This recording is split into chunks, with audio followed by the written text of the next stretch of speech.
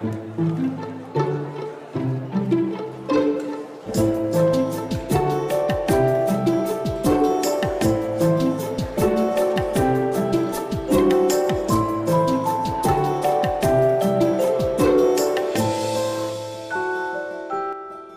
à tous. Merci beaucoup, Pauline, pour votre invitation et merci aux équipes du Mémorial d'avoir permis cette rencontre donc, qui va un peu, je m'en excuse par avance, prendre l'aspect d'une conférence en première partie, disons. Et puis, évidemment, Jean-Marc me rejoindra pour présenter son travail, son rapport aussi avec Auschwitz défini comme un événement. Et puis, on souhaiterait, puisqu'on est en relativement petit comité, pouvoir échanger tous les deux avec vous dans un troisième temps et éclaircir peut-être des choses que je suis susceptible de présenter de manière trop peu claire. Donc vous me direz à ce moment-là, comme l'a eu la gentillesse de l'indiquer Pauline, donc il s'agit du troisième et dernier, cette fois vraiment, volume de cette histoire de l'art d'après Auschwitz. Le premier, qui s'intitule Figures disparates, apparu il y a à peu près un an, un tout petit peu moins d'un an.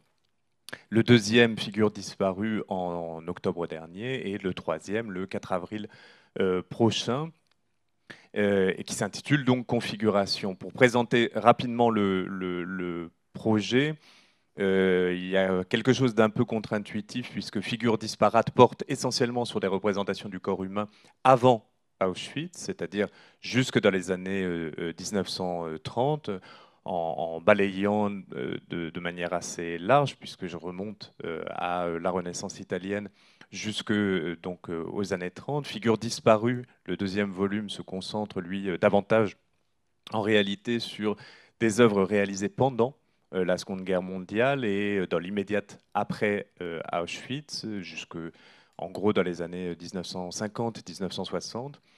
Et puis Configuration, sur lequel je vais un peu davantage revenir ce soir, se concentre davantage sur l'aspect contemporain et avec des chapitres plus théoriques aussi, c'est-à-dire qui posent la question de comment s'est formé, au sens sociologique du terme, un habitus visuel de représentation des figures après Auschwitz. Euh, voilà la présentation un peu générale et générique. Je vais dire un mot des illustrations de couverture que l'on a choisies avec François-Marie Desrolles, l'éditeur de l'atelier contemporain, qui m'a plus que suivi sur ce projet-là. Mais avant cela, je voulais montrer une œuvre, une reproduction d'une œuvre. Vous voyez bien là, ça va? Oui. Une reproduction d'une œuvre de Zoran Muzic, intitulée Homme brisé, qui en fait est la première œuvre que je commente dans le premier volume, et qui est aussi l'œuvre qui a initié cette recherche, ce travail à l'origine. Et je suis tombé dessus en fait un peu par hasard, enfin même très très par hasard, c'est-à-dire que je l'ai découverte à la défunte FIAC, euh, et l'œuvre m'a beaucoup interpellé et j'ai pas pu obtenir à ce moment-là des renseignements précis de la part de la galeriste qui était là. Et donc ça m'a obligé à fouiller un peu davantage, à rechercher un peu davantage, et j'ai découvert donc Zoran Muzic, qui était né en actuelle Slovénie, à l'époque de l'Empire austro-hongrois en 1909, avait ensuite fait les beaux-arts à Zagreb, découvert Goya, qui remplit une certaine importance dans le projet qu'est le mien. Et puis, en 1944, il s'était retrouvé dans une situation à Venise qui l'avait obligé à choisir, c'est-à-dire qu'il avait été arrêté par la Gestapo pour faire des résistances à Venise. Et comme on était en 1944, qu'il était grand, blond, aux yeux bleus, qu'il n'était pas juif, on lui avait proposé de rentrer dans la Waffen-SS. C'est-à-dire qu'on lui avait donné le choix entre être déporté ou bien intégrer la Waffen-SS. Et selon lui, au moment d'entendre cette proposition, il aurait éclaté de rire. Et cet éclat de rire l'a conduit à Dachau, en déportation directement. Et à Dachau, il a réalisé un certain nombre de dessins jusqu'à la fin, jusqu'en mai 1945, de décembre 1944 à mai 1945.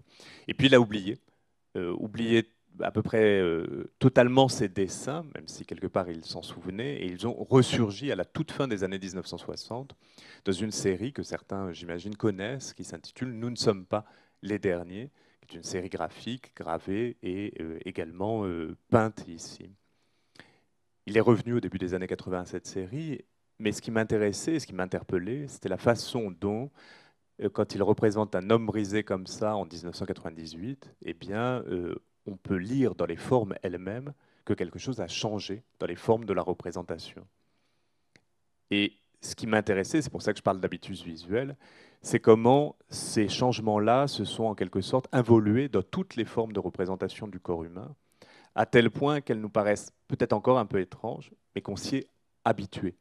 C'est-à-dire qu'on s'est habitué à ce type de figure-là, et c'est à essayer d'expliciter mon étonnement devant le fait qu'on ne s'étonne plus devant une figure comme celle-ci que ce travail de recherche a été initié et puis poursuivi ici. Avec Zoran Muzic, donc comme disons un point important de ma recherche, assez central ou en tout cas récurrent de ma recherche. Et puis à un autre bout du spectre, un artiste que peut-être certains connaissent, qui est William Kentridge, qui lui a un parcours très différent. Il est né en 1955, il est né en Afrique du Sud, d'une famille d'origine juive lituanienne, mais qui a émigré en Afrique du Sud dans les années 1880, qui n'avait donc pas, disons, de rapport biographique direct avec la destruction des Juifs d'Europe telle qu'elle s'est déroulée dans les pays baltes, et qui occupait en Afrique du Sud une position très singulière, c'est-à-dire qu'il était du côté blanc de cette Afrique du Sud de l'apartheid, mais simultanément, en tant que juif, il n'était pas complètement intégré à cette communauté blanche, si l'on peut dire. Et puis surtout, son père, Sidney Kentridge, était l'avocat de la plupart des grands militants de l'ANC. Il a défendu, en tant qu'avocat, Nelson Mandela comme Desmond Tutu. Donc ça vous situe un peu le personnage.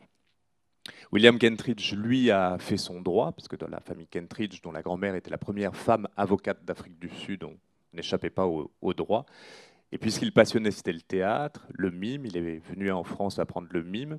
Il n'était pas très doué, reconnaît-il, et donc il s'est tourné vers le dessin, et vers des dessins animés. Et donc ici, c'est en fait un dessin qui fait la couverture de configuration. C'est un dessin qui est au fusain, qui fait partie de planches qu'il utilise pour ses dessins animés. Ce dessin, a priori, n'a rien à voir avec la Shoah, n'a rien à voir directement avec Auschwitz comme événement, puisque dans l'économie du dessin animé, Johannesburg, la deuxième plus grande ville au monde après Paris, c'est une procession de mineurs sud-africains noirs que l'on voit là. Mais évidemment, quand on s'arrête sur ce dessin-là, eh bien, ça évoque toute une série d'autres mémoires, d'autres images qui s'y mêlent. Et chez Kentridge, il y a une forme d'ambivalence un peu permanente des images, des représentations. Ce corps-là, cette fois dans le dessin animé un peu central de Kentridge, qui est Félix en exil, ce corps-là, c'est celui d'un jeune homme noir abattu par une balle venue d'on ne sait où. Mais évidemment, pour quelqu'un qui regarde ça avec un regard informé par l'événementialité d'Auschwitz, la façon dont ce corps-là, dans le dessin animé, se dissout ensuite dans le sol sur lequel il gît, eh bien, renvoie à la fois à la mémoire d'Auschwitz et à la fois à une autre mémoire que serait celle justement de Goya, par exemple, puisque Kentridge, alors ça je l'explique longuement, parce qu'il y a un gros chapitre sur Kentridge, a découvert dans une boîte, dans le bureau de son père, très très jeune, des photographies des massacres de Sharpeville. Et il n'a pas compris ce qu'il voyait, c'était des pièces à conviction, hein, en fait, qu'avait son père sur son bureau. Et il l'a compris quand il a découvert Goya. Vous voyez quelque chose donc un chercheur en littérature plutôt états-unien a appelé Michael Rosberg une mémoire multidirectionnelle, c'est-à-dire qu'un événement va réactiver d'autres événements, une image réactiver d'autres images. Je tenais beaucoup à ce dessin qui n'est pas très connu, qui est moins connu que d'autres, pour une raison assez simple, c'est qu'il a servi de couverture à la première édition de Si c'est un homme de Primo Levi en 1947. Et je tenais évidemment beaucoup à ce que ce dessin puisse, en quelque sorte, ça me paraissait assez passionnant, fascinant. Philippe, peut-être, tu sais si Primo Levi avait choisi lui-même ce dessin ou si c'est l'éditeur qui a pensé à Goya en découvrant Si c'est un homme. Et évidemment, il s'intéresse à ce dessin parce que c'est une œuvre graphique assez facile à reproduire et qu'il n'y a pas besoin de l'isoler comme on devrait isoler le gisant du 3 mai 1808 de Goya ici. Je ne vais pas insister beaucoup sur ce tableau central dans l'histoire de l'art, de manière générale, de l'histoire de l'art espagnol en particulier, où il remplit pour le peuple espagnol la fonction un peu de la liberté guidant le peuple pour nous en France. Mais ce qui, évidemment, me paraît très intéressant ici, c'est d'abord que c'est un des premiers tableaux d'histoire qui représente exclusivement des victimes, et que la victime ici est anonyme, elle n'a pas de nom, alors même qu'elle reprend, vous l'apercevez, tous les codes de la figure christique ici. Donc pour le dire en une formule, Goya convoque tout un répertoire de l'iconographie christique, du martyrologe, et simultanément il révoque cette iconographie, et ce faisant, il rompt en quelque sorte le monopole pluriséculaire de la douleur représentée par le Christ lui-même.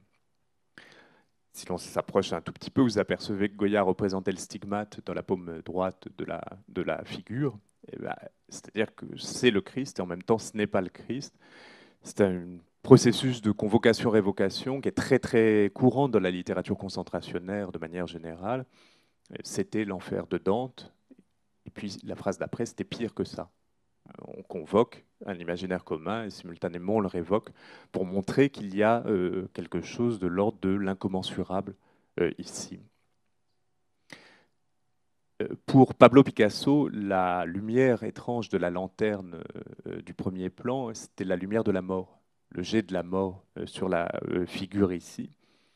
Et Picasso, qui reprend ce principe-là d'éclairage très très violent dans Guernica en 1937, réalise une œuvre qui est une sorte de succession de cris, comme ici, la figure ne crie pas elle-même, mais c'est son corps qui crie. Et on va revenir à plusieurs reprises sur cette notion de cri ici. Mais souhaiter aussi, et on va y revenir avec Jean-Marc par la suite, mettre en parallèle la figure du cri du martyr du 3 mai 1808 avec celle du silence du Pierrot ou du Gilles de Watteau, pour une raison assez simple, c'est que là, c'est une autre rupture dans la représentation du Christ. C'est la reprise, c'est Jean Starobinski qui disait cela, la reprise du Christ par les pitres, c'est-à-dire d'un point de vue iconographique, c'est un ecce homo, un Christ aux outrages, mais c'est plus le Christ, non plus. C'est un clown, c'est un pitre, et c'est lui qu'on humilie, et c'est lui qui se présente ainsi, les bras ballants, quand le crieur du 3 mai 1808 se présentait les bras levés. Ça veut dire qu'il y a une généalogie de figures disparates chez Goya, et une sous-généalogie de figures, pas disparues justement, mais de figures silencieuses chez Watteau, que reprend ensuite, là je vais un peu vite, mais vous allez comprendre, j'espère pourquoi, que reprend ensuite Manet. C'est-à-dire que dans l'exécution de Maximilien, il y a à la fois Goya et à la fois Watteau. L'empereur est coiffé d'un sombrero qui lui fait comme le chapeau du Gilles de Watteau. Et ce que fait Manet ici, c'est, alors de manière très très démago ou pédago, je ne sais pas, quand je montre cette œuvre aux étudiants, j'explique que Manet décaféine en quelque sorte l'histoire de l'art, c'est-à-dire qu'il enlève le principe actif de l'histoire de l'art. Olympia, c'est une peinture érotique sans érotisme. L'exécution, c'est un drame historique, mais sans drame ici. Et comment il le fait? Eh bien, en alliant le cri de Goya et en le neutralisant par le silence de Watteau, pour le dire là aussi, sans doute un peu rapidement. Mais ce qui veut dire que ces figures silencieuses, ces figures critiques telles que Manet les représente, elles aussi, elles reprennent toute une iconographie goyesque, mais simultanément une iconographie goyesque qui serait silenciée et qui est très proche en réalité, à l'époque maintenant de Manet, de la photographie. C'est-à-dire de quelque chose de l'ordre du silence que pose la photographie sur les corps représentés.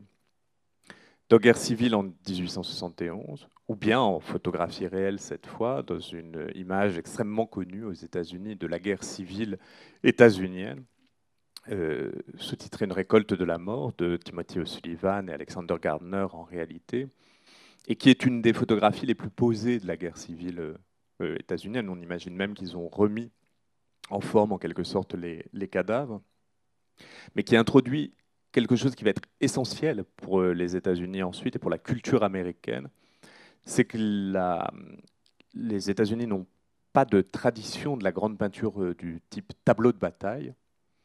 Et au moment où ils ont une guerre, eh bien, très vite, les graveurs, puisqu'on ne peut pas reproduire les photographies dans la presse, les graveurs vont reproduire les photographies. Et la reproduction de ces photographies va en quelque sorte déromanticiser la guerre pour le public états-unien, qui vont très vite être confrontés à des images de cadavres, de violences extrêmes auxquelles en Europe, il va falloir attendre la Première Guerre mondiale pour qu'on y soit massivement exposé.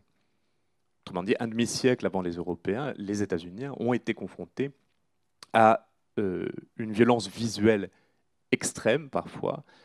Je vais montrer des images dures ce soir, mais comment dire, certaines des pires images de la guerre civile états-unienne, je ne les diffuse pas ce soir, mais elles font écho à celles de la Seconde Guerre mondiale. J'en donne un exemple rapide. Une photographie comme celle-ci, qui est donc une photographie des années 1860, pourrait assez facilement, faute de légende, être confondue ou prise pour une photographie de la découverte des camps de concentration ou des centres de mise à mort. C'est une confusion très problématique, hein, vous le comprenez. Simplement, ça va expliquer aussi quelque chose qui a été très très bien étudié par quelqu'un que beaucoup ici connaissent, qui est Ophir Lévy en cinéma, c'est-à-dire de montrer qu'à partir du moment où les États-Unis sont soumis à une exposition des photographies des camps, eh bien ils croient aux atrocités. C'est-à-dire qu'avant, ils n'y croyaient pas. Ophir étudie très très précisément hein, les sondages qui sont faits à cette période-là. Pour résumer rapidement, en décembre 1944, les États-Unis pensent que c'est de la propagande. En avril 1945, ils sont convaincus que ça n'en est plus. Et pourquoi? Parce qu'il y a une campagne de diffusion des images dans la presse, dans les actualités cinématographiques, et puis aussi, ensuite, dans des grandes expositions. Ce qui crée un lien, vous le voyez, historique entre croyances et images, en l'occurrence ici.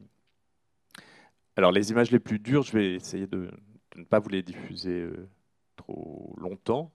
Ici, c'est une photographie importante parce qu'elle a été dérobée, enfin prise plus exactement par quelqu'un qui a dérobé des photographies aux SS eux-mêmes, qui était un déporté républicain espagnol. Et je ne vais pas m'attarder hein, sur les photographies d'atrocités qui ont été extrêmement donc, diffusées avec des chronologies diverses et que j'analyse plutôt dans le deuxième volume. Mais ce qui m'intéresse aussi dans ces photographies, c'est comment elles ont petit à petit été reprises par des artistes. Ici, un artiste central dans l'histoire de l'art moderne et contemporain en Pologne, qui est Władysław Sreminski, qui a fondé à Łódź, en Pologne, le musée d'art, une école d'art, avec sa compagne Katarzyna Kobro, qui étaient tous les deux des élèves de Kazimierz Malevich, c'est-à-dire plutôt vers l'abstraction. Et pour Władysław Sreminski, il va même développer une sorte de super suprématisme malévitchien qu'il appelle l'unisme et qui est une peinture parfaitement ou totalement abstraite, plus encore que celle de Malevich, tant est que ce soit possible. Je reviendrai à Malevich ensuite, mais ce qui est frappant là, c'est que lui qui n'est pas juif, mais qui a vécu à Łódź, qui a vu le ghetto de Łódź, qui a vu la liquidation du ghetto de Łódź, et bien ensuite va reprendre des images qui ne proviennent pas de Łódź, mais qui, vous le voyez, sur lesquelles il va intervenir en y posant dessus des figures de dessin. Autrement dit, il reprend certaines de ces formes abstraites, mais qu'il est en train d'actualiser en les confrontant à la photographie. Cette confrontation à la photographie, elle est très précoce, dès 1944-45. Léon Delarbre, qui a une formation artistique en tant que conservateur du musée de Belfort et qui a été déplacé de camp en camp, réalise un certain nombre de dessins qui sont publiés dès 1945 et dès 1945 présentés comme des dessins plus vrais, plus authentiques que les photographies qui commencent à circuler, parce qu'ils ont été pris, si on ose s'exprimer ainsi, sur le vif dans la vie des camps et non pas à leur ouverture au moment de la mort ici. Mais très vite, ces dessins-là, dans l'imaginaire collectif, sont remplacés en quelque sorte par des photographies qui sont extrêmement diffusées, bien qu'elles soient extrêmement dures. Alors là, ce n'est pas une erreur, c'est que je fais juste une pause sur cette image-là. Des photographies qui sont extrêmement dures, mais étant diffusées, qui vont être reprises par les artistes. Ce que je veux dire par là, c'est que pour beaucoup d'artistes qui n'ont pas eu une connaissance expérientielle, biographique, qui n'ont pas expérimenté les camps, eh bien c'est par ces photographies qu'ils en prennent connaissance. Et ce sont ces photographies qu'ils vont retravailler ensuite. Parfois avec une temporalité disjointe, 20 ans après, pour quelqu'un comme Gerhard Frankl, par exemple, Gerhard Frankl, c'est un artiste juif autrichien qui s'est réfugié dès 1938 au moment de l'Anschluss au Royaume-Uni. Et il était connu en Autriche comme étant un paysagiste post-césanien. Et donc lui aussi, vous le voyez, vers la fin de sa vie, puisqu'il meurt l'année suivante, en 1965, eh bien, se tourne vers une forme de figuration qui n'a plus rien de paysagère, qui renvoie à des corps de manière extrêmement brutale, alors même que le titre, c'est un titre d'atelier. Et deux figures couchées, ça peut être n'importe quoi, et certainement pas des cadavres provenant des camps nazis. Une œuvre comme celle-ci est encore plus troublante, parce qu'il l'a intitulée Coin dans une pièce, alors même qu'elle est une reprise très directe d'une photographie de William Van Divert montrant des cadavres de déportés assassinés par les SS à la toute fin de la guerre. Et donc il y a un travail un peu, c'est un peu présomptueux de le dire comme ça, mais un peu archéologique des images à fournir par rapport à ce rapport entre photographie et peinture. J'ai beaucoup parlé d'abstraits qui se sont tournés vers la figuration ou retournés vers la figuration. Il faudrait parler aussi de ceux qui se sont tournés vers l'abstraction, comme Barnett Newman, suivant une trajectoire qui est assez voisine, y compris chronologiquement, de celle de Jackson Pollock ou de Mark Rothko à la même période. C'est-à-dire que les trois parviennent vers 1948 à des œuvres d'abstraction quasi totale. Barnett Newman, lui, propose dans les années 50-60 toute une série de 14 stations qui reprennent le principe des stations du Christ, alors qu'il n'est absolument pas chrétien, il est juif, Barnett Newman, mais dont l'idée est que ces œuvres-là, ces zips-là, comme il les appelle, représentent en réalité ou figurent non pas l'horreur, mais le cri, qui est en fait à peu près la même ambition que nourrit à la même période Francis Bacon. De dire je ne représente pas l'horreur, je représente le cri ici. Et bien entendu, Barnett Newman dit clairement qu'il s'inspire aussi de Guernica dans cette série. Mais vous comprenez que son cri-là a quelque chose de plus silencieux que dans Guernica, justement. L'œuvre centrale à cet égard, ou principielle chez Barnett Newman, c'est One Man to One, qu'il présente en 1948, et qui est sa première œuvre où il découvre son abstraction. J'ai oublié de préciser qu'en 42-43, Barnett Newman détruit toute son œuvre antérieure pour tendre vers une abstraction la plus radicale possible, et il y parvient en 48 à travers cette bande ici orangée, qui est peut-être, ça c'est une hypothèse, ça n'est pas forcément avéré, qui est peut-être en fait une réminiscence de certaines figures qu'il a pu voir à la même période, en l'occurrence celle d'Alberto Giacometti. Alors le petit montage que je viens de faire n'est pas complètement ni honnête ni malhonnête, hein, je précise. C'est-à-dire qu'en réalité, cette figure-là figurait dans le catalogue d'exposition de 1948 des œuvres de Giacometti à la Pierre Matisse Galerie, et c'est une couverture avec une fente au centre, à travers laquelle on voyait effectivement cette figure-là représentée. On sait que Barnett Newman a vu cette exposition, on sait qu'il a été bouleversé par cette exposition, comme la plupart de ses amis, qui ont découvert là en fait la possibilité de maintenir une figuration malgré ce qu'il venait de se passer. C'est en 1948 qu'après presque 10 ans d'absence, Alberto Giacometti présente donc cette haute figure, ces femmes debout. La première version de Son homme qui marche, il y en aura deux autres. Et également des œuvres beaucoup moins connues parce que celle-ci a disparu, qui est La Nuit, qui est la première figure qui marche comme l'homme qui marche va le faire l'année suivante ici. Alors, dans le deuxième volume, je consacre beaucoup de développement à l'œuvre d'Alberto Giacometti, parce qu'il ne s'agit pas de dire que Giacometti a peint en fonction d'eux ou à cause de l'événement d'Auschwitz, mais simplement d'essayer de prendre en compte la façon dont ces figures-là, après la Seconde Guerre mondiale, peuvent être reçues par des gens comme Sartre ou Georges Semprin beaucoup plus tard, qui voient des figures de déportés, et d'essayer d'approfondir un peu quelque chose qu'on tient pour acquis, c'est-à-dire comment se fait-il que ces figures-là n'apparaissent dans l'œuvre de Giacometti qu'après la Seconde Guerre mondiale, ce qui est un fait très connu de tous les connaisseurs de Giacometti, mais qui n'est pas, disons, envisagé sous cet angle-là, de ces figures-là qui ne sont pas des représentations de déportés, mais peuvent faire penser à des représentations de déportés. Évidemment, l'œuvre de Giacometti dans le processus d'habituation, ce que j'appelle le processus de configuration d'Auschwitz, remplit une place assez centrale. C'est-à-dire que beaucoup d'œuvres d'après Auschwitz sont aussi des œuvres d'après Giacometti, avec un phénomène de succession très très important ici. Même si d'autres artistes, par exemple, réalisent des œuvres explicitement d'après Watteau, mais où l'on peut voir, y compris en reproduction, on peut assez facilement voir que la figure ici n'a plus les contours aussi cernés, aussi nets, plus la présence aussi ferme qu'il pouvait y avoir, par exemple, chez Watteau, même dans son Gilles aux vêtements flottants, ou même chez Paul Cézanne, puisque eux, clairement, il y a une inspiration du baigneur de Cézanne dans une œuvre comme celle-ci. Après, ou d'après Auschwitz, on pourra revenir sur cet enjeu-là, les figures, de plus en plus, ne sont plus disparates, ne sont plus nécessairement silencieuses, elles sont disparues.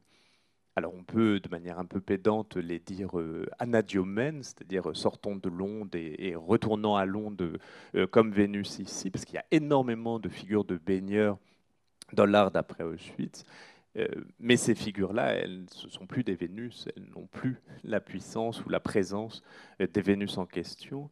Elles sont plutôt celles de silhouettes indéfinies et qui nous paraissent à la fois étranges et familières, je crois, aujourd'hui. Et c'est cette familiarité-là qu'il s'agit dans ce projet d'interroger et d'en questionner les ressorts plus précisément. C'est le cas aussi dans une œuvre comme celle de Miklos Bokor, qui est lui aussi marqué à la fois par une expérience de déportation et par une connaissance de l'histoire de l'art assez précise. Ça fait partie un peu comme l'œuvre de Zoran Muzic, même si j'ai bien compris qu'ils ne s'entendaient pas nécessairement très bien l'un l'autre, mais Anne Bernoult, ici présente, pourra peut-être en dire un mot. C'est une œuvre qui est ici reprise d'un fragment menaçant et très très goyesque dans sa forme elle-même. Ce que je veux dire par là, c'est qu'il y a quelque chose dans cette forme-là qui fait songer à l'une des œuvres les plus énigmatiques de Goya, qui est le chien enfoui. Alors là, j'ai juste mis le chien parce que le titre est apocryphe. On ne sait pas, pendant longtemps, il a été appelé le chien dans le sable, le perro hundido, c'est-à-dire enfoui ou immergé. On ne sait pas exactement. Mais c'est une œuvre qui, quasiment celle-ci, clôt une forme d'histoire de l'art, d'histoire de la peinture, parce qu'il n'y a presque plus rien à regarder, presque plus rien à voir, sinon le museau de ce chien quasi aveugle qui monte ici. Mais c'est encore une tête de chien, là où la tête que représente Beaucorps, que figure Beaucorps, n'est plus identifiable avec autant de certitude que celle d'un chien ici. Et puis Beaucorps fait partie de ces artistes, dont je parle beaucoup dans le troisième volume, qui ont repris un certain nombre de figures presque prototypiques de l'histoire de l'art occidental, ici avec la Muse, qui reprend en réalité ici, mais peut-être que ce serait comment dire, comparer les deux images serait un bon moyen de savoir ce qui a changé, ce que l'on a perdu, ou de faire le compte de ce qui a été perdu, puisque c'est une reprise par Miklos Bokor, d'Adam et Ève chassés du paradis de Masaccio, qui constitue, je le disais, dans l'histoire de l'art, un moment fondateur, et c'est comme ça que je l'analyse, et pas du tout le premier, hein, mais dans le premier volume, en commençant quasiment par cette fresque-là, pour une raison assez simple, c'est que Masaccio, qui est très jeune quand il réalise cette fresque, dote les deux figures d'ombre portée. Et c'est la première fois depuis l'Antiquité qu'on dote des figures d'ombre portée, ce qui correspond à un programme à la fois théologique et dantesque. C'est-à-dire que chez Dante, les corps glorieux ne produisent pas d'ombre, ne font pas d'ombre. Les morts sont des ombres et les corps mortels ont des ombres portées. Et donc ces simples petites ombres très courtes que l'on peut après lesquelles on peut courir jusqu'au fifre de Manet, mais ces ombres très courtes ici indiquent bien qu'ils ont été chassés du paradis puisqu'ils projettent de l'ombre. Donc ça y est, Adam et Ève sont mortels à partir de ce simple indice-là. Il y a toute une reprise de l'histoire de l'art postérieur de ces figures-là. On connaît des copies des Michel-Ange à la sanguine de ces figures-là, mais simplement ces figures-là ensuite ne deviennent, pour remettre cette fois Beaucorps, eh bien, se dissolvent, rentrent dans l'ombre directement, elles ne projettent plus d'ombre elles-mêmes. Il y a un phénomène que Louis Marin appelle d'effondrement, comme un effondrement, mais un effondrement au sens où le fond prend en quelque sorte ou absorbe les figures qui ne sont plus détachables de leur fond, ou ce que j'appelle dans le premier volume, plus discernables de leur fond. On ne peut plus discerner, là où la représentation que donnait Masaccio d'Adam et Ève était précisément faite pour discerner, c'est-à-dire à la fois pour mieux voir et pour mieux juger l'histoire qui est représentée ici. Avant de céder la parole ou d'entrer en discussion avec Jean-Marc, je voulais revenir à William Kentridge et par lui à Malevich à travers une œuvre ici de Kentridge qui résume toute une partie de sa démarche et qui peut être, à mon sens, comparée, sans être identifiée, mais comparée à la mémoire d'Auschwitz dans l'art contemporain. Kentridge a rapproché la mémoire de l'apartheid d'un roc. Et il dit, voilà, l'apartheid en Afrique du Sud, c'est un roc noir dont on ne sait pas quoi faire, un roc qui roule tout seul et dont il ne peut pas, lui, se défaire. Donc la seule chose qu'il peut faire vis-à-vis de ce roc, en quelque sorte, pour le dominer ou pour le dompter, pour dompter la violence que l'apartheid a laissée dans son sillage dans son pays, l'Afrique du Sud, encore une fois, eh bien la seule manière pour le peintre de le faire, c'est de dessiner ce roc et de le confronter en quelque sorte avec une sorte de gigantesque Shifumi au papier en face qui pourrait envelopper le roc ici. Pour Kentridge, qui est un artiste éminemment, vous l'avez compris, figuratif, ce rapport entre le roc noir et l'écran blanc lui vient très très directement du carré noir sur fond blanc de Kazimir Malevich, qui est une œuvre qu'il admire et qui l'obsède comme beaucoup de ceux qui se sont intéressés de près ou de loin à cette œuvre-ci. Et si on devait introduire à l'œuvre cette fois de Jean-Marc ici présent, eh bien on pourrait dire qu'il y a chez lui cette espèce de tempo ou de rythme alternatif entre le noir sur blanc et le blanc sur blanc malévichien. Et évidemment, de mon point de vue, c'est-à-dire d'une histoire de l'art de long terme, vous l'avez compris, et de longue haleine d'une certaine façon.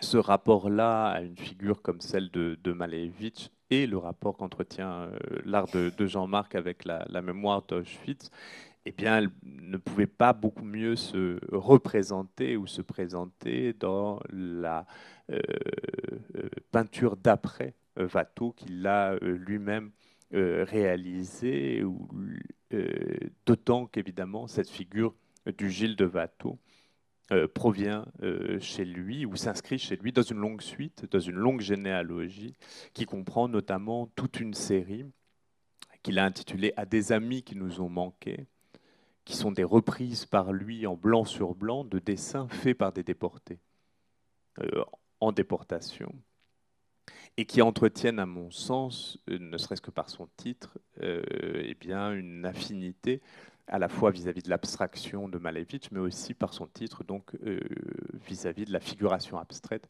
de Władysław Sreminski, qui avait réalisé cette série à des amis juifs, en l'occurrence ici. Je vous remercie beaucoup, et puis je vais laisser la parole à Jean-Marc pour peut-être dire un mot, et je serais évidemment très heureux que nous poursuivions les échanges ensuite. Merci. Non, non, ça marche. Non, non, quand on me donne le micro, un mot, c'est difficile, parce que moi, je parle beaucoup. Donc, vous me ferez signe. La première chose que je voulais te dire, après avoir rencontré le travail de Paul, que c'est un travail qui est important. Ça veut dire que des contre-histoires de l'art, en ce moment, il y en a plusieurs. On sait qu'il y a une contre-histoire de l'art au regard de MeToo, par exemple, c'est-à-dire de revaloriser la place des artistes femmes dans l'histoire de l'art, et c'est essentiel.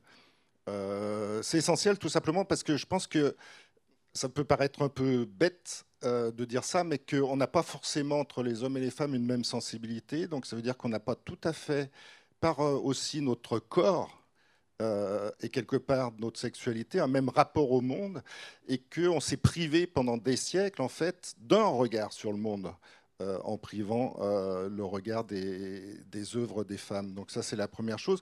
Il y a une autre contre-histoire aussi de l'histoire de l'art qui est en train de se faire, qui est celle qui se fait au regard du colonialisme, et qui est aussi très importante.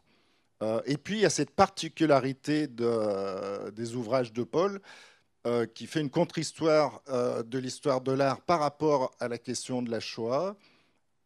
La différence avec les autres, c'est que pour l'instant, il est tout seul à le faire. Donc, et je ne sais pas s'il va beaucoup aider les autres à le suivre, étant donné les plus de 2000 pages qu'il vient d'écrire. Donc, ça laisse quand même pas mal. Hein? Non. 3 fois 700. Bon, en tout cas, voilà, ça je tenais à le dire et à le remercier aussi pour ça. D'après Auschwitz, me concernant, c'est quelque chose dont on a un peu parlé ensemble d'ailleurs dimanche dernier à la Galerie Sator.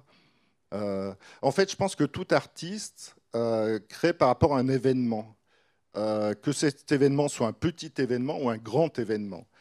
La seule chose, c'est que très très souvent, en fait, cet événement lui est contemporain.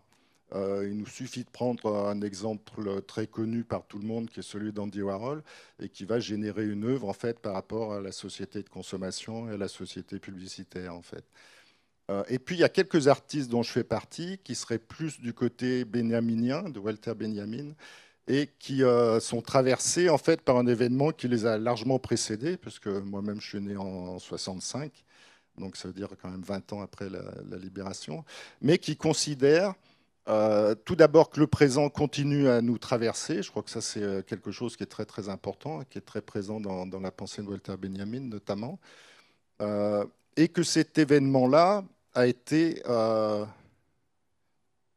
monstrueusement important, on pourrait dire. Ça veut dire que pour moi, qui est quand même une pensée moderniste, d'où mon grand attachement à quelqu'un comme Malevich, je ne peux pas voir cet événement comme autre chose qu'un écroulement de la modernité. C'est-à-dire un écroulement du rêve moderne, du rêve marxiste, en l'occurrence, qui était de créer une société nouvelle pour créer un homme nouveau. Et c'est ce qu'on retrouve d'ailleurs chez des gens comme Malevich, c'est-à-dire qu'il y a une sorte de quadrature du cercle entre cette idée, et une quadrature du cercle qu'aujourd'hui on n'arrive plus à penser, à mettre ensemble, avec cette idée d'une industrialisation qui va aussi libérer en fait du temps de travail pour l'homme et que les hommes puissent se consacrer en gros à la culture entre guillemets, on va dire, parce que moi je suis plutôt athée, mais de leur âme ou de leur conscience ou de leur être intime et profond. Euh, donc c'est quand même ça qui s'écroule. On pourrait dire aussi que c'est l'Occident qui s'écroule. Alors quand je dis la modernité, c'est très simple, hein, c'est-à-dire que c'est quand même un événement, c'est pas le meurtre passionnel, c'est-à-dire que c'est quand même l'idée d'une industrialisation de la mort, donc on retrouve quelque chose qui est de l'ordre du terrorisme, et puis c'est aussi lié à des inventions, ne serait-ce que le gaz Zyklon, qui est quand même sorti de laboratoires scientifiques. Donc on voit très très bien comment malgré, pendant, pendant, comment dire, pendant des décennies, on a essayé de nous faire croire que parce que c'était les nazis qui se référaient au passé, etc. Effectivement, il y a quelque chose, ne serait-ce que dans les représentations que même ont pu produire en termes sculpturaux, quelque chose qui vous pouvait faire penser en fait au passé, mais en fait, c'est pas le passé. C'est-à-dire que je pense que c'est une pensée ultra moderne et ultra contemporaine de son époque, et c'est pour ça que ça a été autant une déflagration, à mon avis, par rapport au monde occidental. Enfin voilà, ça c'est ce que je voulais dire. Je sais pas si... Non, mais ça donne du moulin à moudre avec ton d'après, si tu veux. Est-ce que peut-être en même temps, je peux me montrer quelques-unes de Ah oui, oui, tes tu peux œuvres? même en parler, hein. Bah non, je veux bien que tu en parles aussi, notamment de cette série-là, donc qui Ouais, justement est et ouais. alors peut-être pour donner une précision, effectivement la différence entre après, d'après en français, elle peut et comment dire s'expliciter de manière quasi artistico-juridique, c'est-à-dire on ne peut pas copier une œuvre d'un autre artiste sans faire la mention de d'après quand elle est évidente. Et peut-être c'est intéressant sur la façon de copier, de répliquer, au sens de produire une réplique de et de répliquer à quelque chose dans cette série-là, qui est aussi une série d'hommages, ne serait-ce que par son titre. Mais ça, tu me le reposeras, ça, parce que c'est important, mais je risque d'oublier. Non, D'accord. mais pour revenir sur cet ensemble, donc c'est un ensemble de 46 dessins, en fait, et qui effectivement ont été réalisés d'après des dessins de déportés, que ce soit des dessins faits en déportation ou après la déportation. Je pense notamment à Boris Stalinski, en l'occurrence. Euh, En fait, il se trouve qu'en sortant de l'école d'art, avec un ami, en fait, on va interviewer pendant plus de 3 heures pour les archives du Musée de la Résistance et de la Déportation de Lyon, Violette Maurice, qui était en fait la grande résistante de Saint-Étienne et qui a été déportée. Et en fait, à la fin de l'interview, elle nous montre, en dehors des images, enfin du film, de la caméra plutôt, excusez-moi, elle nous montre en fait le petit carnet qu'elle avait pu ramener des camps, dans lequel il y avait des recettes de cuisine, des poèmes, par exemple, et notamment des dessins faits par une de ses amies qui était décédée dans les derniers mois du camp. Et quand on me propose une exposition sur le thème de la résistance, en fait, je pense à ces dessins et si je recours à ces dessins, c'est parce que je me méfie énormément, Paul en a montré certaines, mais des images en fait qui ont été produites. Alors c'est sûr que c'était impossible d'utiliser les images générées par les bourreaux, mais c'était pas non plus pour moi possible de partir des photographies qui ont été faites par les photographes qui ont accompagné les soldats et les armées qui ont libéré les camps. Tout simplement parce que c'était sans être du voyeurisme, ça restait quand même un regard extérieur. Et donc moi, je voulais partir en fait de figures qui avaient été générées par les gens qui avaient vécu en fait dans leur chair l'événement. Et c'est pour ça que je suis parti de dessin. Donc il y a eu plusieurs résidences que j'ai pu faire dans des musées de la Résistance et de la Déportation, dont ce musée qui est le premier musée français et celui qui a le plus dans ses collections et dans les ouvrages de sa bibliothèque des dessins, qui est le musée de la Résistance et de la Déportation de Besançon. Donc ça, c'est le premier choix. Le deuxième choix que j'ai pu faire, il faudrait peut-être revenir, Paul, ce sera plus simple sur l'image précédente. Voilà, par exemple, c'est celui-ci. En fait, c'était le choix des matériaux. Donc, ce que vous avez devant vous, parce que là, on les voit en entier, en fait, c'est feuilles de papier japon nacrées, donc qui font moirure. Hein, on voit comment on peut avoir une idée de ça par rapport à certains vêtements. Et de l'ancoline blanche. Et en fait, euh, l'intuition, c'est que je voulais que de face, on voit rien. Donc ce qu'on voit à peu près sur les deux premiers, à peine une ombre, à peine... voilà, tout simplement par rapport à cette notion de la sidération. C'est-à-dire que moi, je me suis toujours méfié de la sidération, c'est-à-dire de l'emprise.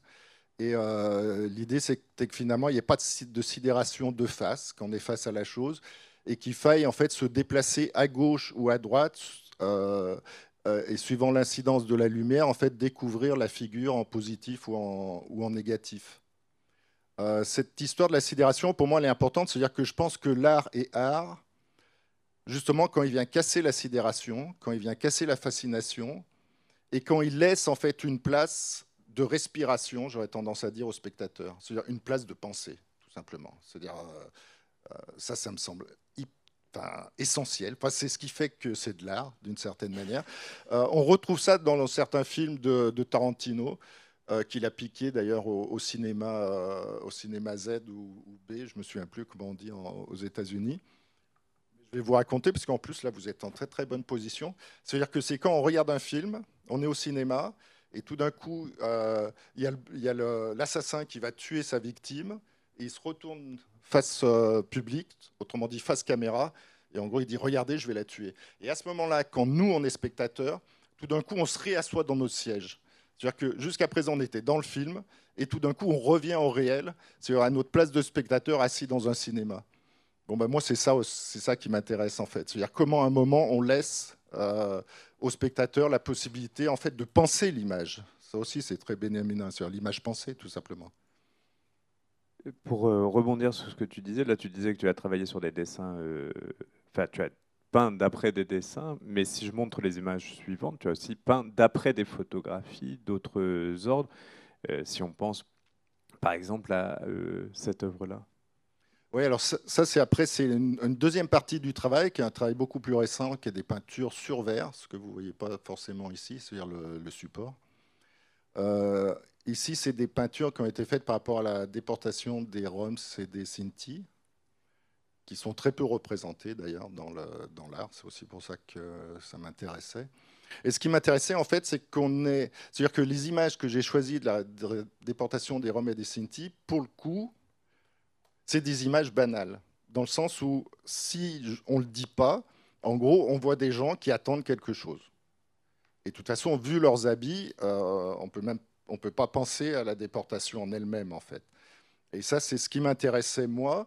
Donc, c'est ce que vous avez sur le devant de l'image, sur le dessus du verre. Et en fait, pour venir remettre dans son contexte cette représentation, cette image, en fait, au dos du verre ont été déposés en fait, des sacs de l'armée allemande, qui étaient essentiellement en fait, des sacs de victuailles et sur lesquels il y avait l'aigle et le signe nazi. Alors, ce qu'on ne voit pas sur Si, cette sur peinture-là, celle-ci, on l'a. et qu'on voit beaucoup plus fortement sur celle-ci. C'est-à-dire que de toute façon, pour moi, c'était impossible et insupportable de pouvoir peindre cette représentation que vous voyez là. Et en fait, elle est sur ce qui est derrière l'image, en fait. C'est-à-dire sur ce sac qui est derrière le verre. Et là aussi, c'est d'une banalité totale. C'est-à-dire que c'est des gens, en gros, qui, juste avant le départ d'un train, et qui disent au revoir à leurs proches. Et en fait, ils partent pour les camps. Il y a une autre image banale entre guillemets et qui renvoie aussi beaucoup à certaines séquences de choix de Claude Lanzmann, c'est cette peinture-là. Ah oui, alors euh, ça, c'est les premiers essais des nazis de gazage, qui étaient faits essentiellement par rapport à des Allemands eux-mêmes, c'est-à-dire en fait des enfants allemands handicapés mentaux. Parce qu'il faut savoir que ça a été les premières victimes des nazis, c'était quand même une partie de la population allemande, et donc qui étaient faits dans des camions et dans lesquels on retournait en fait le pot d'échappement à l'intérieur. Et là, au dos de la peinture, en fait, c'est une couverture. Et là aussi, on retrouve sur la couverture Et il y a une œuvre qui a été beaucoup présentée dans des expositions sur ce thème-là, notamment Regard sur l'abîme, Retour vers l'abîme. Ah C'est oui. cette représentation d'une gare, mais Mm. qui est ici une gare berlinoise et non pas celle d'Auschwitz-Birkenau qu'on imagine. Oui, alors, bon, là, enfin, vous avez compris que c'est un travail qui n'est pas toujours facile à prendre en photographie, non pas parce qu'il y a des reflets, etc., mais tout simplement parce qu'à chaque fois, on n'en prend qu'une vision, en fait. En fait, je trouve cette photographie, donc, où on a la gare dont il reste plus que la façade, donc qui est liée, en fait, tout simplement au bombardement sur Berlin de l'époque. Et en fait, je décide que le fond haut de la peinture soit en noir et le fond bas en blanc. Alors, ce que vous ne voyez pas ici, parce que le haut est très présent, mais en fait, suivant l'incidence de la lumière, la partie haute, c'est-à-dire la deuxième partie, peut être totalement noire. Et à ce moment-là, n'est visible que la partie inférieure. Et de cette gare de départ, qui était la gare d'où les Juifs sont partis dès 1933 pour fuir l'Allemagne vers l'Europe, et où sont partis ceux qui n'étaient pas partis avant vers les camps ensuite, fait penser en fait à la gare d'arrivée, puisque l'imaginaire collectif fait que dès qu'on voit des rails sous la neige, on pense à Auschwitz en fait, tout simplement. Merci beaucoup. Je dis un mot peut-être de l'exposition où cette œuvre est en ce moment présentée à l'exposition à la Galerie Sator ici à Romainville et où on a échangé il y a quelques temps. Mais si tu veux bien me rejoindre, Jean-Marc, peut-être on va commencer à prendre quelques questions, si vous en avez, sur les sujets qu'on vient d'aborder, sur l'œuvre de Jean-Marc en général.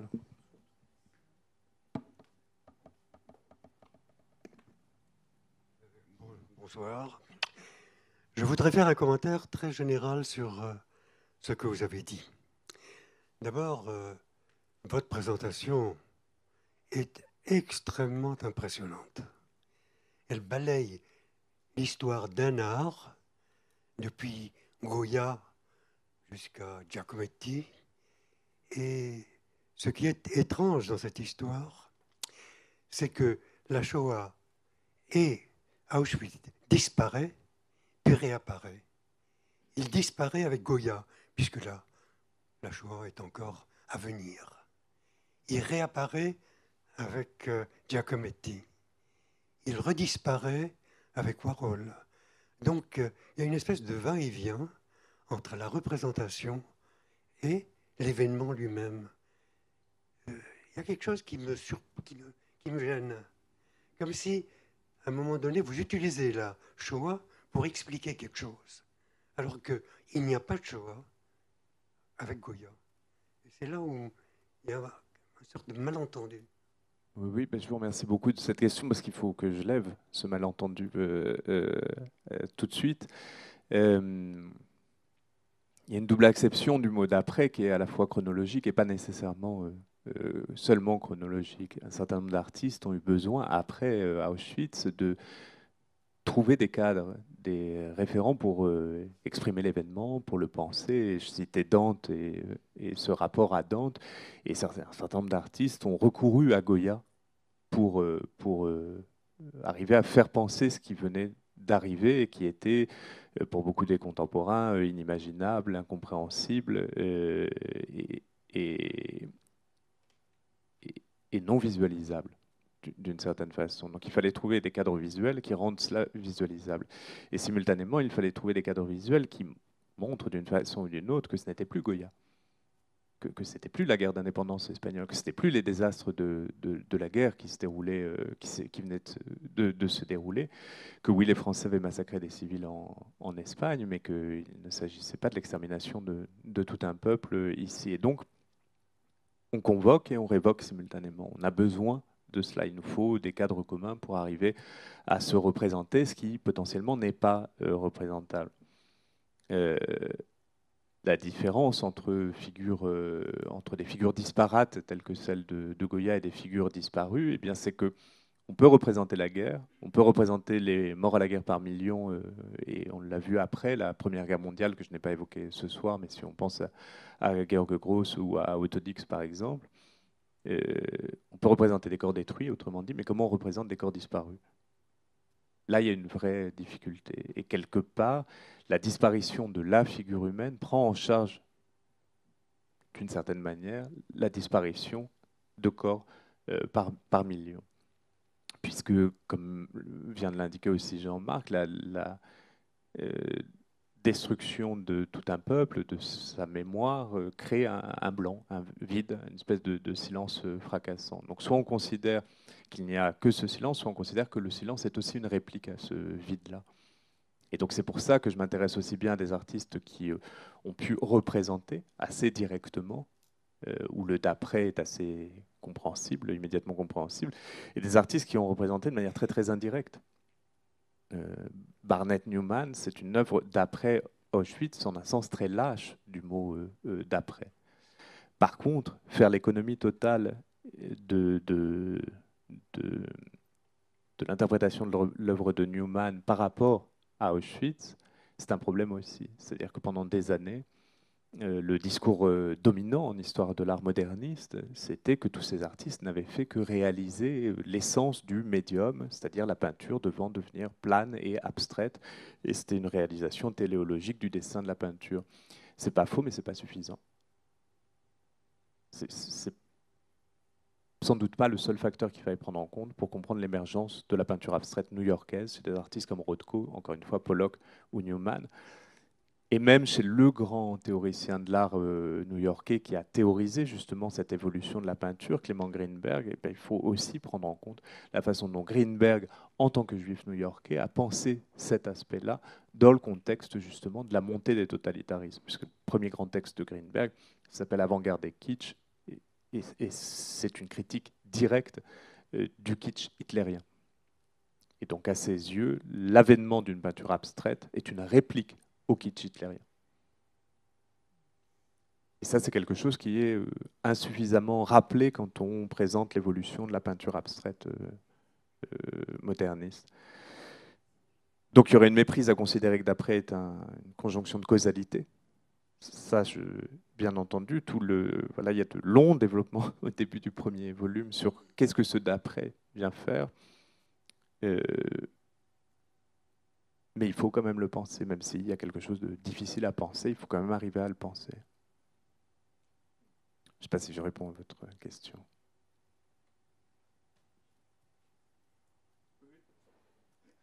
Non, je peux y répondre aussi, mais d'une autre manière. Alors j'espère que je vais choquer personne. Pour pas choquer les gens, je vais dire d'où je parle. C'est-à-dire que je parle du côté de quelqu'un qui est athée et qui est quand même d'une culture catholique. Donc comme ça peut poser déjà les choses, surtout par rapport au lieu dans lequel on se trouve. En fait, cette question de cet événement-là, il pose totalement la question en fait des limites de la représentation, voire la question de l'irreprésentable. Et moi, j'ai pas voulu tomber dans cette question de l'irreprésentable pour une raison assez simple. C'est là que j'espère que je vais choquer personne. C'est-à-dire que cet irreprésentable, avant tout, il a été mis en place par le système nazi lui-même. Et ça, c'est important de le concevoir de cette manière-là. C'est-à-dire que lorsqu'on lit les documents ou les témoignages plutôt des gens qui ont vécu dans les camps, on sait très bien que les deux choses qui pouvaient, par exemple, ramener un visage aux personnes, et là on peut penser à Lévinas, c'est-à-dire que l'importance de la visage, c'est-à-dire comment mon propre visage, c'est aussi ce qui me donne mon humanité, était radicalement puni. C'est-à-dire que celui qui était retrouvé, le déporté qui était retrouvé en possession d'un miroir ou d'un dessin d'un ami le représentant, c'était une exécution immédiate. C'est-à-dire que c'était une balle dans la tête, tout simplement. Et puis, il ne faut pas oublier aussi ce déni ou cette volonté d'effacer l'événement des nazis eux-mêmes, c'est-à-dire non seulement, et ça on le sait tous, des corps, c'est-à-dire des corps des victimes, des milliers de victimes, mais aussi des archives, en fait, toutes les traces en fait, qui auraient pu être laissées de cet événement-là. Donc on voit bien comment cet événement, en fait, par les bourreaux eux-mêmes, est devenu presque... je ne sais plus comment ils disent maintenant en astronomie, un trou blanc, enfin, quelque chose qui a comme ça tout aspiré. Et en fait, ne pas vouloir représenter cet événement, pour moi en tout cas, et je ne suis pas juif, donc je ne sais pas ce que les gens de confession juive peuvent en penser, mais ce serait faire le jeu, justement, des bourreaux. Après, une fois qu'on a dit ça, il faut aussi parler de ce qu'on en a souvent parlé avec Paul, c'est-à-dire cette question aussi de l'éthique de la représentation. C'est-à-dire qu'on ne peut pas non plus représenter cet événement n'importe comment. Alors après, c'est le problème d'Holocauste, la série, là où on voit un homme qui se jette sur les fils de fer électriques, ou les femmes qui attendent le pommeau de la douche, etc. Bon, ça, c'est de la pornographie. C'est-à-dire que ça, c'est intolérable. C'est-à-dire que ça, on ne peut pas le faire.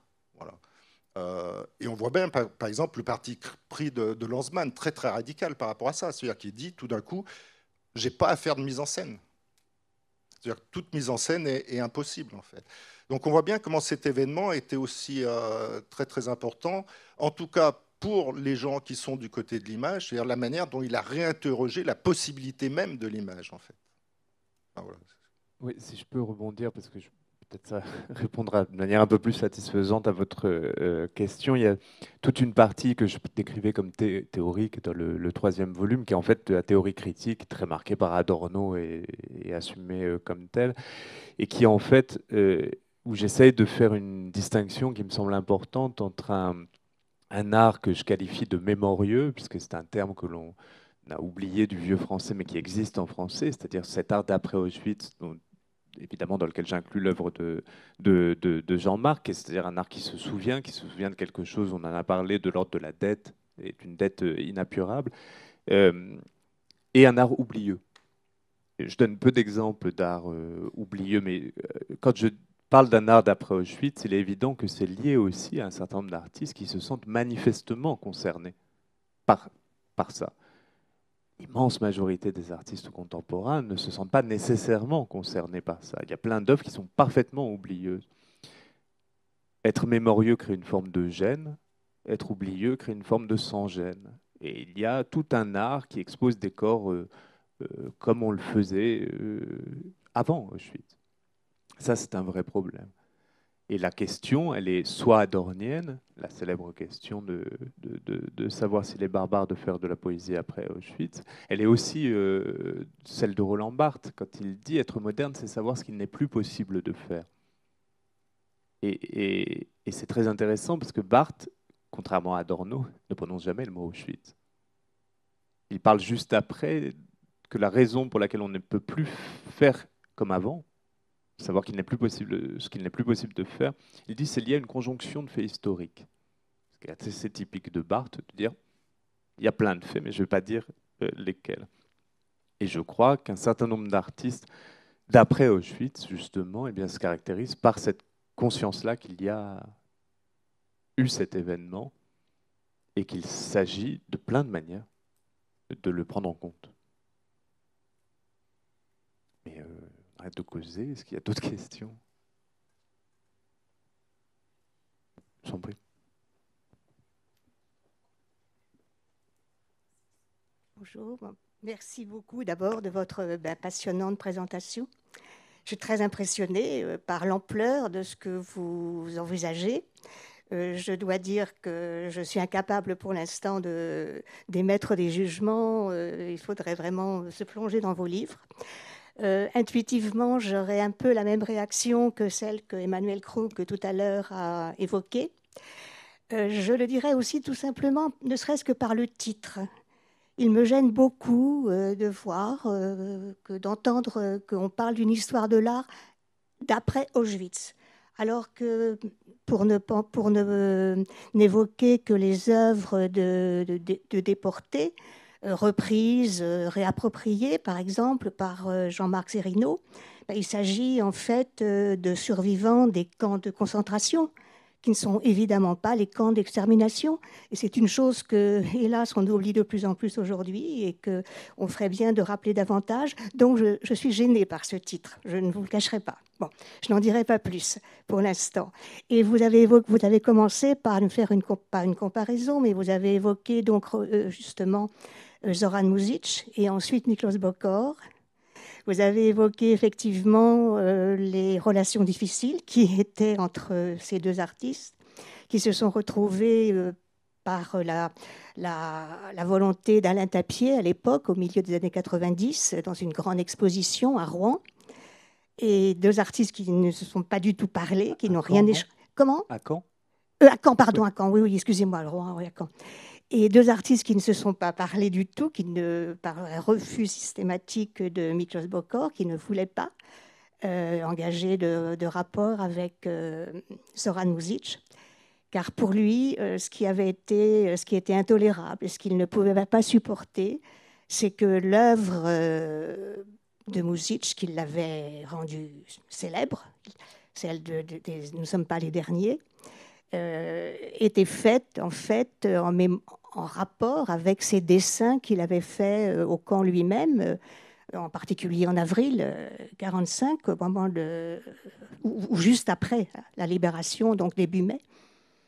Et pour lui, c'était intolérable qu'on ait fait une œuvre finalement littérale, en quelque sorte, avec tout le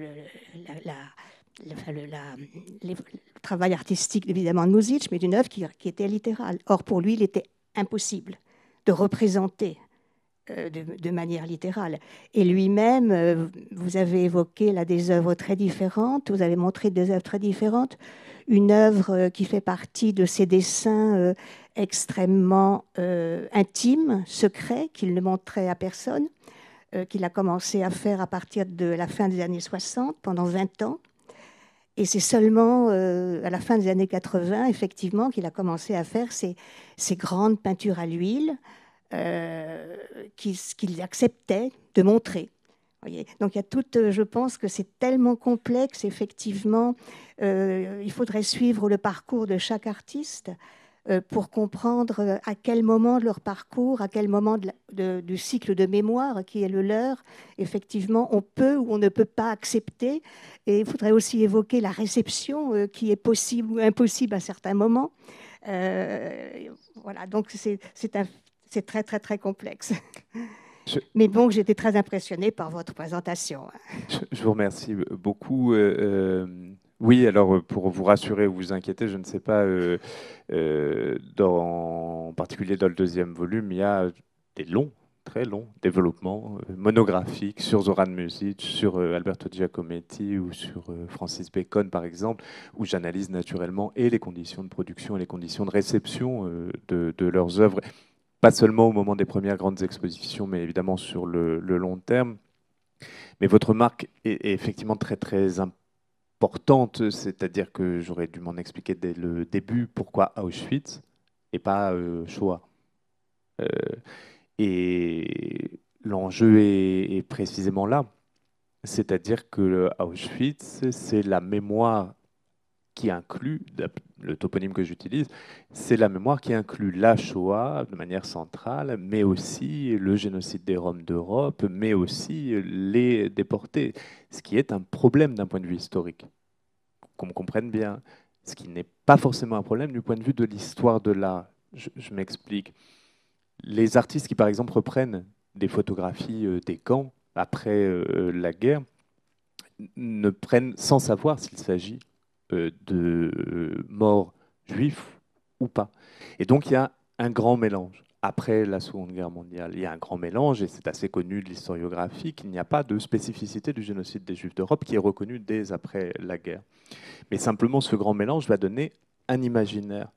Et moi, en tant qu'historien d'art, mon travail est à la fois de faire droit à l'histoire, évidemment dans le détail à chaque fois, et de rappeler de quoi on parle, si c'est effectivement des centres de mise à mort, ou bien des camps de concentration, ou bien des ghettos, ou bien d'un camp ghetto comme Theresienstadt, ou bien des centres d'internement comme Drancy, Malines ou Westerbork. Enfin, tout ça, il faut bien sûr le préciser.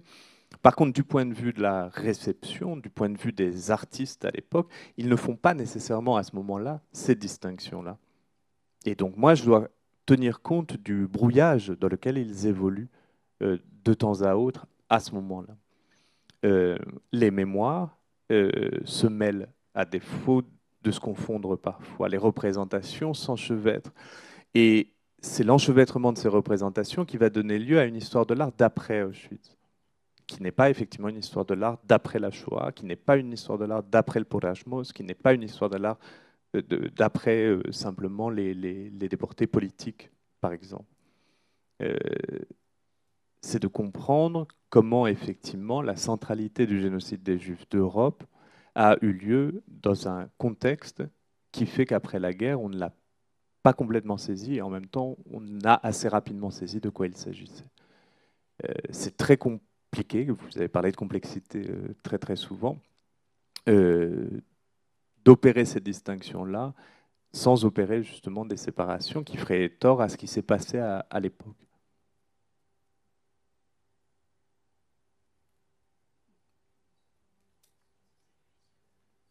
Mais oui, si les livres sont aussi gros, c'est justement qu'ils essayent de... Évidemment, ce n'est pas du tout une accumulation de monographies, mais d'être le plus exact possible, avec les trajectoires d'artistes effectivement aussi différents que Kentridge, d'autres contextes que Tazeski, Francis Gruber ou Picasso qui occupent une place centrale. Je ne sais pas s'il y a une autre question. S'il n'y a pas de questions, moi j'enchaîne, hein, parce que tu sais. Vas-y, mais après on coupe. Non, mais parce qu'on s'est retrouvés au café tout à l'heure, et du coup, on parle des morts, et tout à l'heure, on a parlé des spectres, et où on n'avait pas forcément la même vision. Mais moi, je peux redire ma vision pour que toi, tu dises la tienne, parce qu'elle me semble assez essentielle par rapport au livre que tu as écrit.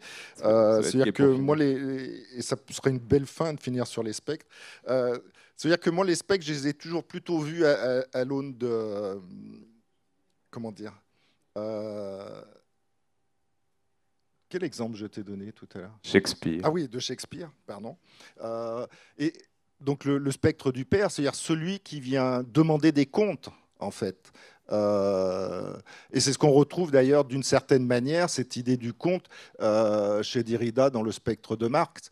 Et je pense que cette idée des spectres, c'est ceux justement pour moi qui viennent aussi nous demander des comptes sur la modernité, c'est-à-dire qu'avez-vous fait du rêve moderne? Et justement, la question d'Auschwitz par rapport à ce basculement dont je parlais tout à l'heure est très important. Et toi, du coup, tu m'as parlé d'autres choses, donc du coup, c'est moi qui t'interroge, tu vois, et qui est sur en fait les spectres d'Auschwitz, justement, et qui sont plus des spectres personnalisés, c'est-à-dire que c'est plus la figure du père ou la figure de Marx, mais c'est autre chose.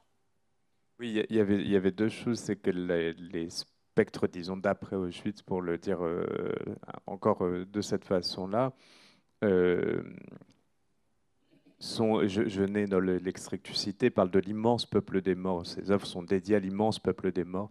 Et les spectres d'après Auschwitz, d'abord, contrairement au père chez Shakespeare, on ne les connaît pas.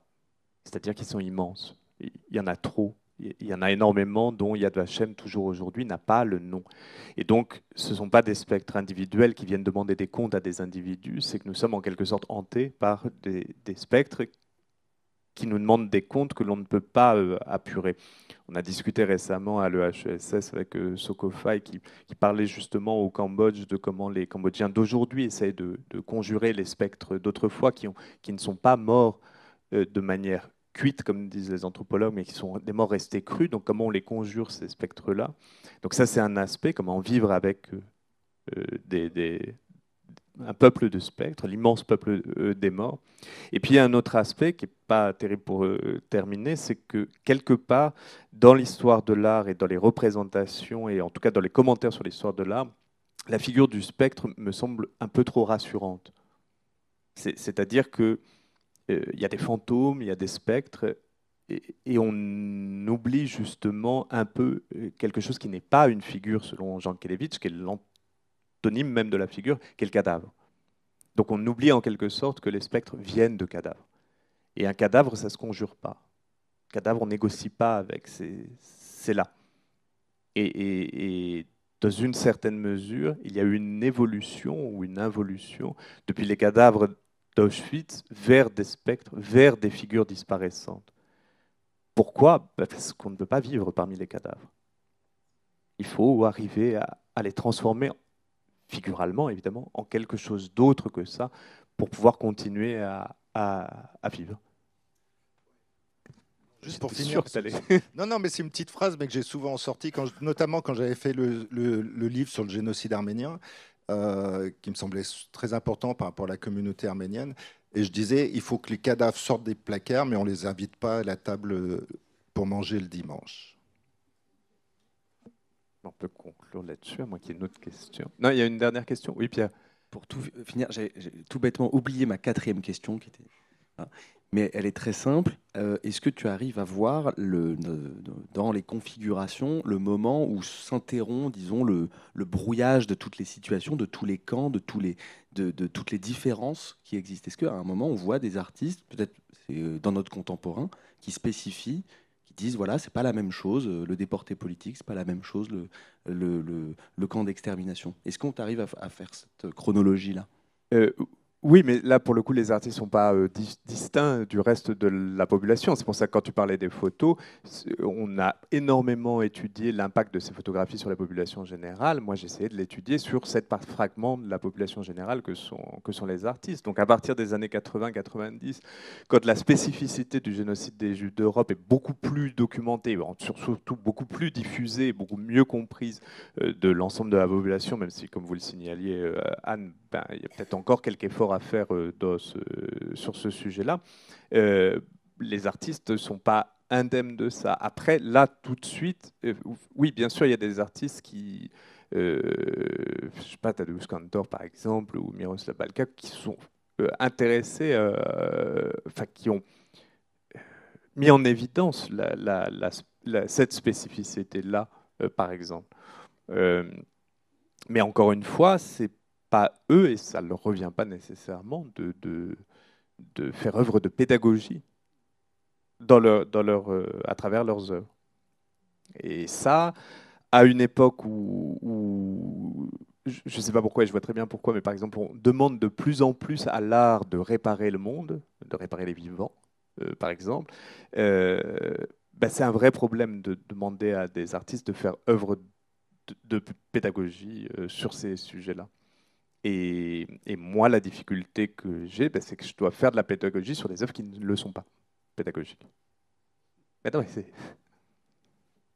pas une croix non plus. Hein, c'est pas... Non, juste par rapport à ce que tu dis, parce que j'étais jeune, mais j'avais vécu un assez beau moment.